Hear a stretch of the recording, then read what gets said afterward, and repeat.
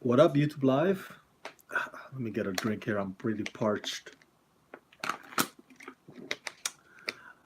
All right. So I just watched the recent episode of Deadly Class. It's Deadly Class Season 1, Episode 4. I freaking love this show. Oh my God. If you haven't watched it, you got to check it out.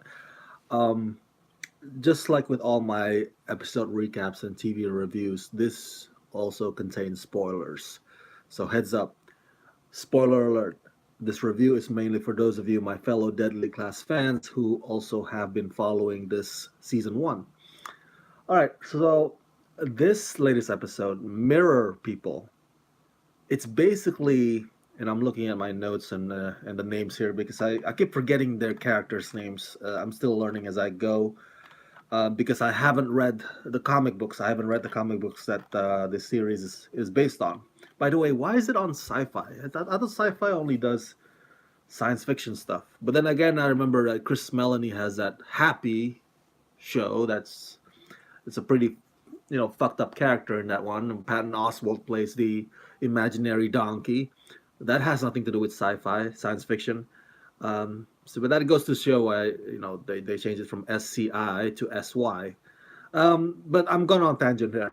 Let's go back to Deadly Class Season 1, Episode 4, titled Mirror People. I don't know why they titled it Mirror People when they could have just titled it The Breakfast Club episode. It really was. I mean, it's an homage to the Breakfast Club. Chico even does the John Nelson thing at the end, nearing the end when he escapes the dungeon, which I will elaborate here. He goes like this.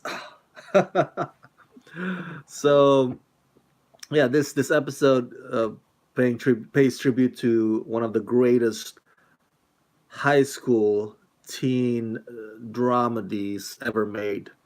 Of course, directed by the late great John Hughes. I'm talking about The Breakfast Club. So we see some of the characters in detention. Chico, Victor, and Marcus, and Saya. And there's this one guy. Oh, I'm sorry. Petra is also there. And there's this one guy that at the right in the beginning, because he's not part of the Sears regulars. He's not part of the key cast.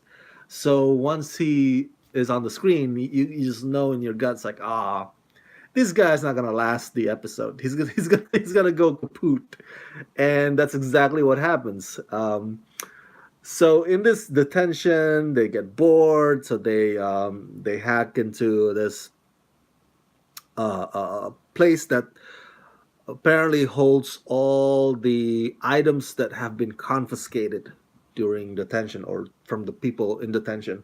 Um, and so there's a moment when they actually bond over, toys and whatever items they can find in that room. Um, at one point, even Marcus and Chico are like playing this American Gladiator shit. so so I'm like, okay, I guess they can be friends after all, even though something they share something in common in that room that contains all those confiscated items. Um, but of course, those things don't last. Next thing you know, they got attacked. By the way, the detention is located away from the school itself. Um, where Master Lin has to go through this assassin's diner, which is pretty cool, by the way. A diner full of assassins. They're dressed like regular folks. You would not be able to recognize them as hitmen unless you really really look carefully or closely at their weapons that they're hiding either behind their back or in their pocket, what have you, right? So it reminds me because in the movie John Wick, the group or the association is called the Continental, right? Remember that Continental? But that's a classy, elegant, elite, version of hitmen or assassins. Um, in this one, in the diner, it's it's nothing like Continental. Nothing elegant or clean or shiny about it. It's just it looks like a freaking normal diner.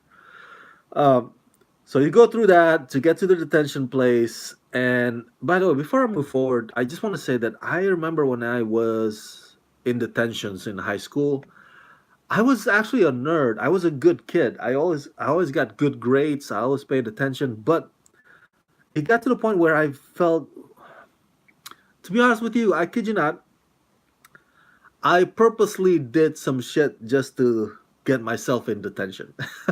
That's how bored I was. I purposely came to the class late, for example, or what have you. I can't remember what I did, but it got, so after being a goody two shoe, I'm like, oh, I never got into detention. So you know what? Fuck it. I'm just gonna try to pull some shit, and also another reason why I wanted to be in detention is because there was this hot girl that I was crushing on. Her name is Natasha O'Brien. She's just gorgeous, gorgeous. I think she got married now with kids, but I don't know her story anymore. I don't have her on Facebook, but that's also another reason why I purposely made myself in high school to get in detention, even though I was a pretty good nerd. But in this one, in this show, in this episode, there's no there's no Breakfast Club dance. They didn't do any of that, but they get attacked. The diner got attacked. The kids in detention get attacked because apparently Saya has some beef or maybe unresolved situation with the Yakuza, and so they want her to come back to her brother. Now we don't know exactly what that reason is. It's not disclosed in this episode, at least not to my knowledge. But because of that, two assassins with masks on come and attack them, trying to get to Saya. And of course, that kid that I mentioned earlier, that kid that is not part of the series regulars and is not part of the key lead cast, he gets killed by the assassins. And Chico has something to do with that kid getting killed by the assassins. By the way, on that note, Chico is such an asshole, man. Holy crap! Holy crap! This show, the writers really, really go out of their way to make us hate Chico. Okay, the guy who plays Chico is Michael Duval or Michael Duval. I don't know exactly how to pronounce his first name, but man, he performs that character, or he plays that Chico assholishness, if that's even a word, really, really well. To his credit, to Duval's credit. Um, but yeah, man, not only that, he intimidates Maria, right? Um, and he embodies the stereotypical cartel figure. I don't know what the Latino audiences of Deadly Class would think of Chico, because he's so stereotypical of a gangbanger, drug cartel. It's pretty bad. But for that performance, for that character, Michael Duval. I'm sorry, I don't know how to pronounce his first name. He he knocks it out of the park, man. And the writers really, really every episode until now wants to keep reminding you that this guy Chico is a bad apple. And we see in this episode that he would even sacrifice the nearest guy next to him just so he can live, just so he can survive. And then again, he goes back to intimidating Maria. And so so far there's no redeeming value to Chico, at least not that I've seen. Um, the other characters, all the other kids, Petra, Marcus, Billy, Willie, Saya, even Maria, they all have uh, dimensions to them. Even Victor, I kid you not, even Victor, because Victor did a very dickish move last week against Petra at that prom. But even him, all the other kids, they have stories or complexions or dimensions about them, or past. their past, that makes us empathize with them a little bit. At least those things humanize them. You kind of like, oh, they're not that bad because maybe they're there, or they have to act bad, they have to pretend to be tough, or they have to kill just because they're forced to, something like that, right? Whereas Chico really wants to embrace his bad side. um, which makes him like the perfect villain, if you will. um, so yeah, that's on my note. I said like, man, this I hate this guy, man, and the fact that I hate Chico is a testament to the writing, and also to Michael Duvall's performance. Um, that's a nice segue to my next thing on my note here: the past, or the backstory for Petra. Holy shit! Now, I mentioned to you before, this whole animation that they have for each episode to give backstories to some of these characters. I questioned at one point, like, why can't you just film it, right? Live action.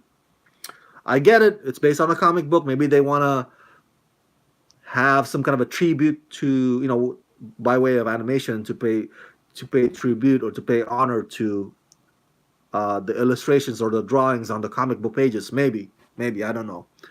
Um, but like, can't you just shoot it like do it live action? That the whole flashbacks thing. I mean, it would look kind of cool, especially with the '80s vibe, '80s style, right? And then this whole thing with Deadly Class, the tone and the style of it kind of reminds me of Zack Snyder's Watchmen movies too. From time to time, and kind of like, wow, that kind of reminds me of the environment or the atmosphere in Watchmen movie. Um, but now I get it. In this episode, I kind of get why, specifically for Petra's backstory, why the animation way is the right way to go about it. Um, because man, it goes graphic. Apparently, her dad killed her mom, and her dad cut out her mom's eyes, put them in a jar, and then he forced her to look into her mom's green eyes. Man, that's some fucked up shit. Holy crap! If they had done that live action style, I don't know. It would. I don't think Syfy would even greenlight it. Like, because this is a basic cable. It's not premium like HBO or Showtime. So I don't know if it would even fly. And the fact that they could even cuss in this show, right? They say F word, they drop F bombs. That's as far as probably Syfy would be willing to go. But eyeballs in a jar, in a refrigerator, and the whole shitty house of Petra's. I don't know if that's gonna fly. So my point is that I get it. I get it. The animation is the tamest way to go about it, with and then still being able to address why Petra loves looking into people's eyes, especially before they take their last breath. Because by this time, Petra gets injured, and also Victor gets injured by the assassin. So they think that they're about to also take their last breath. And so Petra takes that moment to look into Victor's eyes. Um,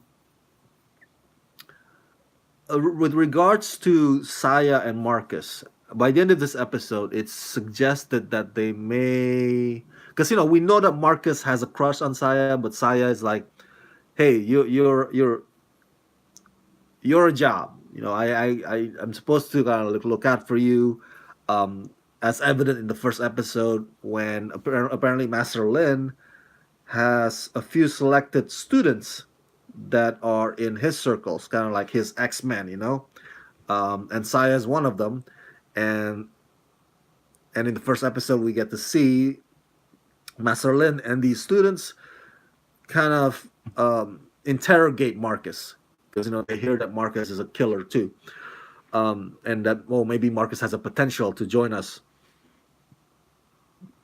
Remember, because of the X-Men and Harry Potter vibe to this. So Saya's like, dude, I'm not interested in you. You know, you're just, this is fantasy of yours, trying to have a crush on me. But at the end of this episode, it seems that Marcus and Saya actually click. Um, I don't know if they're gonna be a thing or exclusive, but just the idea of it is nice. Um, Marcus is a fascinating character because another arc that happens in this episode involves Billy. Billy reveals his backstory, but it's not done in an animation style. Apparently, his dad owes the mafia money, so then the mafia forces his dad to throw him into the academy so that Billy could eventually work for them. But he finds out that his dad has been messing with another gang, so they end up hurting him, and so now he's on a mission to kill his dad, who happens to be in Vegas. So the next episode is probably going to be a road trip, which is fun because I love road trip. But it's an interesting transition from Breakfast Club to road trip. You know, when you road trip to Vegas, the last movie that did that was The Hangover. Um, but back to why Marcus is fascinating, because Marcus is a listener. He's actually he's inherently a good guy, all right, and is even though he kills that hobo in the first episode, the guy really, what's the word I'm looking for here, really cares about his classmates, and he listens to Billy and he listens to Saya. In another universe, Marcus would make a great psychiatrist or shrink, because whenever he stops talking and just listens, everybody around him, whether it be his roommate, the fat nerd with the glasses on, the four eyed, or Saya or Billy, whenever Marcus stops talking or listens, everybody around him, whoever that may be, starts spilling out their guts, starts unloading. You know, starts like, this is my crap. I'm laying it down at your feet. And because of that, I think that Saya and Billy and everybody who have experienced that about Marcus will find him as an ally, even though he's not in the probably in the same group or the same gang. They will, because this guy was there when I was unloading. He's cool. He's cool in my book. So, and that's a good tactic strategy. I don't know if it's intentional on Marcus's part, but that's a good tactic, um, because without trying too hard, without even having to try, he's forming alliances with these classmates. These classmates see him as an ally, as a good guy. So now, whenever Marcus is in trouble, either one of them are gonna be defending him or gonna be fighting on his behalf or for him. Um, so that's something we can take away from this episode. At least something that I can still learn from, because when it comes to listening, that is a skill that I'm still trying to master. But yeah, fascinating individual Marcus is, and I don't know when we're gonna go back to Marcus's wanting to kill Ronald Reagan, because remember that's his mission. He wants to kill Ronald Reagan because he blames Ronald Reagan for the death of his parents. I would love to see when we're gonna go back to that arc and how they're gonna how that's gonna play out. But before I end this video, I just want to also comment on fight scenes in the diner room, um, between Masterlin and that one of the two assassins, and then between Saya and the other assassin. And turns out that assassin that Saya ends up killing, turns out he is her cousin. And so she's feeling very emotional about that at the end of the episode. Obviously, so because she knows or she knew the guy. And just want to say that the fight scenes were amazing, fantastic. I wish that the episode had also shown the fight scene between the assassins in the diner room, in that diner, between them and the two assassins with masks on.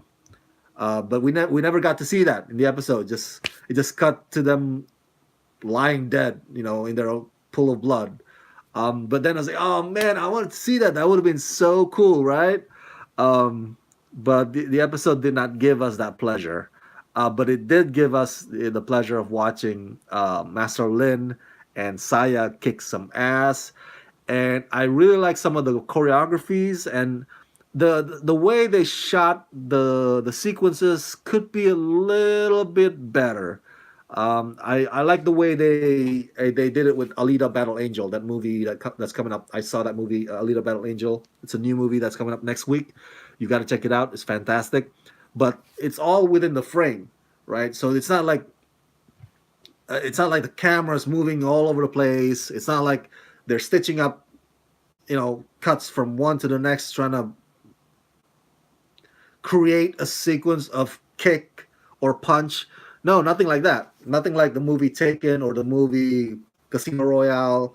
Um, it's all within the frame, just like John Wick movies. It's all within the frame too. It's all inside the frame, and you can actually enjoy and take it all in. And I wish, maybe I hope for the next episodes that have fight scenes in Deadly Class. I hope the director of that episode would also apply such filming method because I like that better. This one's okay. It's not bad, as some of the other fight scenes in other crappy movies that I've seen, but it could be a little bit better. It could be better shot. But man, I'm so glad that the show doesn't hold back on the violence. So gruesome, so brutal. It just goes to show, yes, this is a deadly class. All right, it's not a PG-13 or a TV PG class. Okay, it's a TVMA class. So that much I appreciate about the show. Last but not least, another curious thing also, what is up with Brian Posehn, man? Brian Posehn is this hilarious comedian. He's a big guy with beard on, big belly. In this episode, he plays his is a spoiled trust fund baby, and then apparently the guy who fucked the goat um, kind of turns Brian into his bitch. There's no nice way of saying it. At the end of the episode, he has this chain around Brian's neck. It's like, oh my god, what is up? This is some freaky shit right here. Some freaky, creepy stuff. I think the guy with the messed up face that has Brian as his bitch. I think that guy's gonna be a very formidable foe. Um, Again, I haven't read the comic books. Um, so I don't know any spoilers. I don't know where that character is gonna lead us to, but I have the inkling or the sense.